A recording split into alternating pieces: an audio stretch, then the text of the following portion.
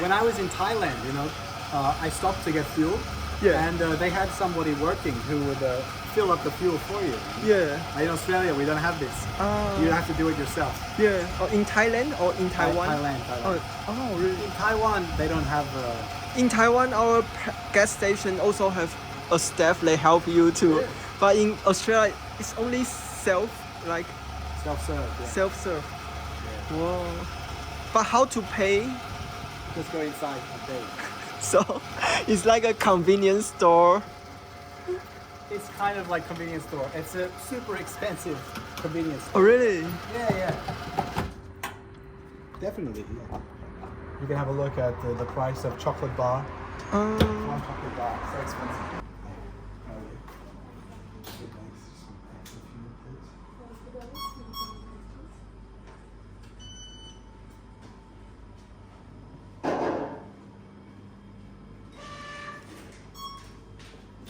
Thanks.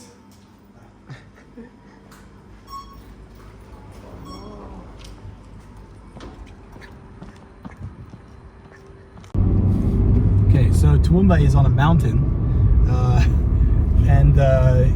so we are going to leave Toowoomba. So we need to go from the top of the mountain down to the bottom of the mountain. So sometimes your ears will pop. So just be careful, because we are about to descend.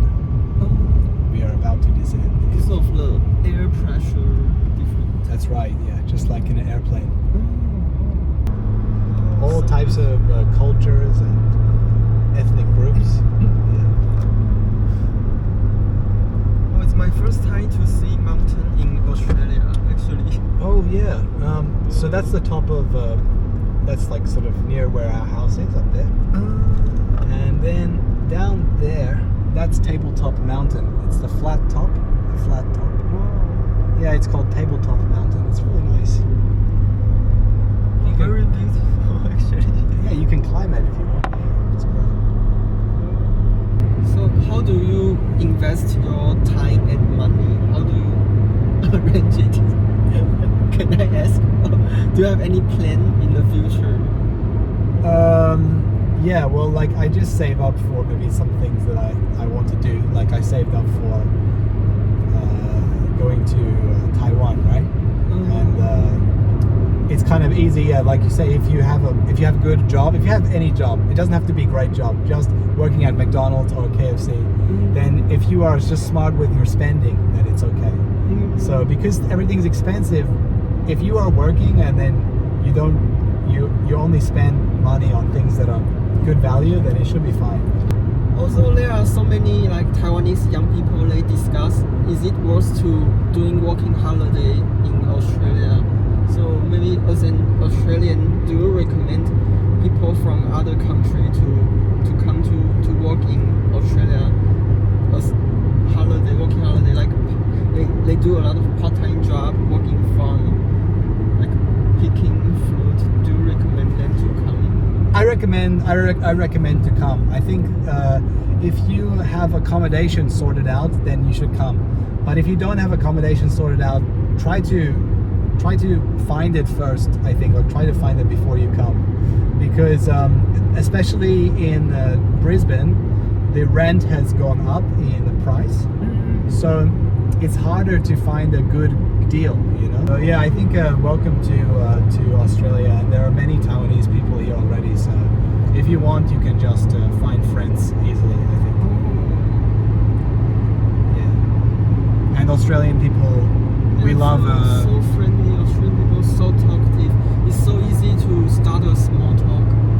Yeah, I think so. Yeah. It's easy to start small talk, especially if you're in the country, because people in the country talk a lot. But people in the city, maybe some people yes, some people more like just facing ahead. What inspired you to learn Chinese, or what inspired you to go to Taiwan? So first of all, actually, it's a kind of a story of when I learned French, because I learned French when I was in high school, because I went to high school in France for 2 school years, and it was in 2015, so it was almost it was like 8 years ago. And in 2015 there were actually a lot of terrorist attacks in France. Yeah. Almost every week, you remember that? People were getting killed, and So I went to London for the weekend with some friends, and on the way back, they were Australian friends, and on the way back, the girls were stopped at security because they couldn't speak French, and the border security only spoke French, no English. And so they were so scared, what's going on? And I came up and I spoke to him in French. I said, what's going on? He said, oh, these girls, they can't tell me where they're from, what they're doing. They don't have paperwork to show why they're here, so they're not going to get through.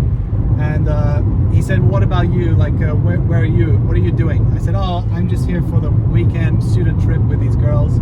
And I live, and he goes, where do you live? I live in a small town, maybe you never heard of it. He goes, no, you got to tell me. Okay, it's called Bern. And he goes, oh, I'm from Bern. I go, oh, you're from Bern. He goes, yeah. So we have a bit of a laugh talking about things from the town. And then he said, what about the girls? Where are they from? I said, oh, they're from some village in France. I don't know where they live, actually. And he's like, oh, that's fine. You can go through. So we all got through border security. And it was kind of the first time in my life that I used language to fix a problem. There was a misunderstanding, and then I spoke the language to resolve the problem. So I thought, wow, it's such a special feeling, and she was really happy. The girl was really grateful to me. She said, thank you. I said, oh, no worries. But obviously it makes me feel good, right? Like, oh yeah, no worries. So I already loved to study languages, and then when I was at university, I started doing business, and I stayed at International House. So I met like lots of Americans and Chinese especially.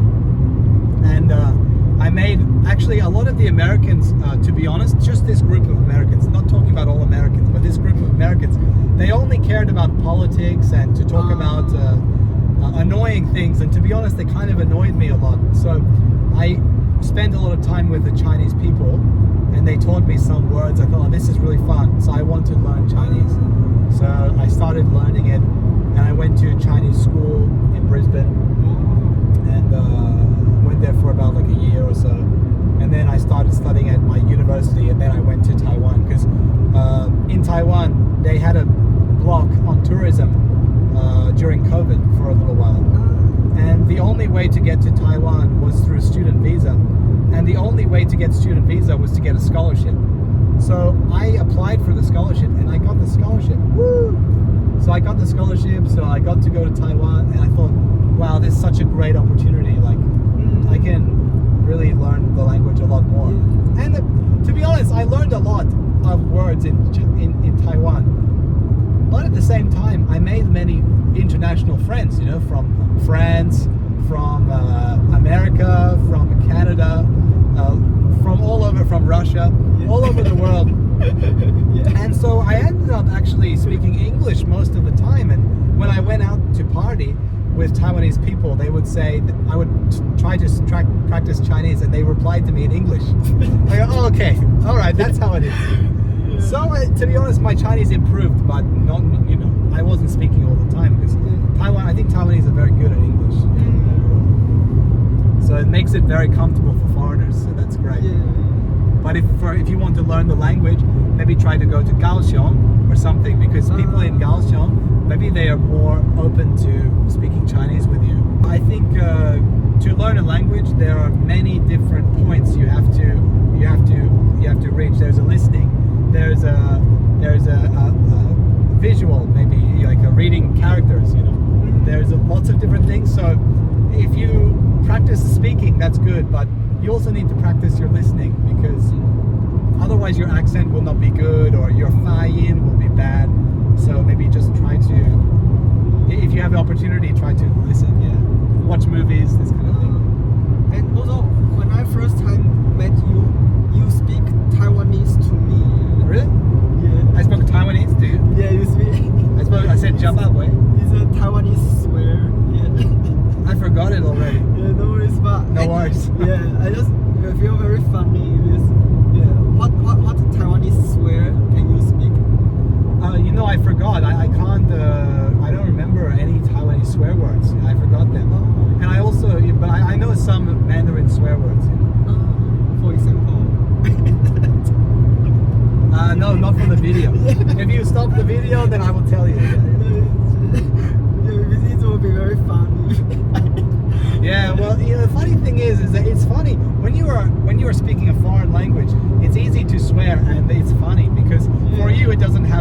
it doesn't have the impact. Because it's not your swear word, right? So you can say like Shiba in Korean, and everyone Shiba, and it's fun. So be careful, because if Koreans hear you, maybe, or the people, they will feel offended. Yeah, they will. Yeah, definitely. Yeah. So do Australian people swear a lot? A lot. So the thing is, in Australia, most people won't care if you swear in front of them. Like if you say fuck, or if you say shit, or if you say maybe even say cunt. Cunt is the worst word for. It actually just means the woman's vagina. Cunt. But cunt is more powerful than fuck. So cunt is the worst swear word. So even if you say cunt, most people don't really care. Unless you are saying it to them, maybe you say, you cunt or something. They won't like that. But if you just say, cunt, whatever, most people just laugh. Everything's a joke. Just say it. Maybe it sounds like British, British English. I can't. Yes. It's interesting. Hey, so I say, in a Taiwan, they learn American English. So they say, I can't. Yeah. So I say, in Australia and England, we say can't. Yeah, we won't understand like different accents. For me, it's way easier to understand when you speak in the British or Australian way, because can and can't, if you don't emphasize the T, like can't, then you won't. Are you saying can or cannot? What are you saying? So if you use in British English, it's can't means cannot, and can means can. Can and can't. Yeah, can and can't. So it's way easier to understand the difference, Yeah. I can't do that. I can't do that. It's like, you can do that or you can't do that. It's hard. Yeah. So, yeah. But it's up to you whether you want to learn British English or American English. It's the same, right? Everyone understands. So how about Australian culture? Is it being affected by UK a lot? Because I don't know anything about Australian history. In 1788, the British arrived in Australia with their prisoners. So they sent their prisoners to Australia. So this is really sad, because the journey was too long. They could never come back to England. So they went to Australia for the rest of their life. It's a life sentence. And the prisoners here, they built the railway, and they built up the cities and stuff. And then more and more people came to Australia. But not just from England. After that, like people from like Eastern Europe came, and Italy, lots of Italians, and there are people from all over the world that came to Australia. Many Chinese came to Australia during the gold rush, because we had gold mines, especially in Victoria, near Melbourne, and West in Western Australia, and near Melbourne in Victoria. They had lots of gold mines, so lots of Chinese people came. And then since then, there's been a big Chinese community in Australia, and so Australia has always been a multicultural country. So I think because of that, there is quite a bit of freedom to do what you want. You can practice what religion you want, or you can be from wherever and hang out with whomever and do what you want. It's fine. So it's free. So freedom can be good, and freedom can be bad. I mean, freedom is good for some people if they have self-control, but freedom is not good for some people if they don't. So, we have casinos, for example. Anyone can go there, and we also have quite a strong alcohol tax. So for most bars, to make money, they have to use the poker machines. So it's like gambling machines. And so, some people bet away all their money on the poker machines. Maybe they have a family to feed, and they're wasting their money on gambling. And that's legal. They can do that legally. So they have the freedom to destroy themselves. And so if you are living in Australia, just be careful, I guess, because you can do what you want, but mostly, but just be careful. One thing that we are less free than America in this sense. America, they have this freedom of speech, right? So you can say whatever you want to whomever you want, as long as it doesn't incite violence, then you will be fine. You know, you can just say, "Hey Leo, you know, fuck you," you know? And that's legal to do that. In Australia, it's legal to say "fuck you" to you, but you cannot say it to police officer. In America, they can even say "fuck you" to police officer. Can they? Can. Don't do it. Don't do it. But in Australia, if you say "fuck you," or even if you do this to police officer, they can arrest you. They can fine you. They can arrest you. So people say, "What about my free speech?" Well, we don't actually have free speech in Australia. Some speech is limited. Yeah. How about besides this situation to police, is any other certain speech you can say? As far as I know,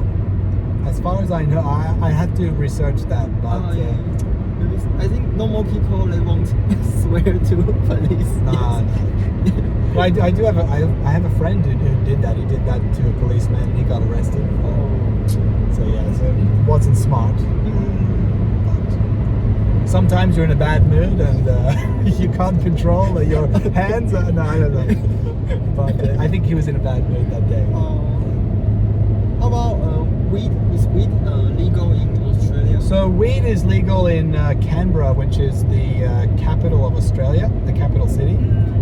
Canberra has a population of about 300,000 people, and they kind of have everything, like all the things that are illegal over there, over everywhere else, is kind of legal there. They have, in the rest of Australia, you cannot buy fireworks. You know, fireworks where you light it and then. Oh really? Yeah, you can't buy fireworks for private use. You need to have a license and it needs to be a formal process. But in Canberra, you can buy fireworks. You can go into. Want to celebrate maybe festival? There is no fireworks show. Yeah, you buy some candles. Really? Yeah. Wow, I didn't know that. Yeah. So there will still be fireworks, but they will be organized and operated by licensed groups, not by individuals like you and me. And also, weed it's illegal to sell it. It is illegal to grow it in Queensland. You can get a doctor's note and you can get weed from the legally you can buy weed with a doctor's note. But in Canberra, you can actually grow up to 2 plants. So if you have your own weed plants, you can have 2 weed plants and grow them yourself and smoke it for personal use. It's legal. In Australia, in Queensland, look, if you smoke weed, probably don't worry. You probably won't get in. You probably won't. I don't want to say that, but like if the police see you smoking weed, normally they will give you a warning. They'll say, "Hey, don't do that. Hey, put that out." They won't arrest you for smoking weed. So it's very relaxed. So there's many, like I said, freedom in Australia. If you want to smoke weed, you know, just be careful as well because it's legal. You know, you can easily get it here, and you can smoke all day and smoke every day, and go nowhere with your life, right? So kind of be careful. I don't smoke weed personally. I don't like it, but I don't either. Yeah, but you will easily be able to find it if you look for it. Yes. So overall, the culture is Australian culture is very similar to UK and America. I'd say it's very similar. It's kind of different. It's kind of different, but I would say it's very multicultural. So you know, like you can do what you want. Like I am Australian, and it doesn't mean that I need to play cricket. It doesn't mean that I need to play rugby. It doesn't mean that I need to wear a hat with corks on it or whatever. You know, or it doesn't mean I need to surf. You know, it doesn't mean I need to be a surfer. Being Australian means you know, doing what you want and maybe treating people nice. Enjoy life and you know, try not be to happy. Try to be happy. Yeah.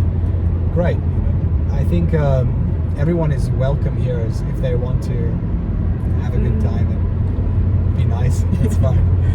Yeah. So in the future, would you like to move to live in different country, maybe Asia? Yeah, so Leo, it's kind of like what we were talking about earlier. Like you said, you don't really mind doing whatever, like as long as you're with good company. And that's kind of the same thing for me. Like I could probably live in most places as long as the people around me are good, you know?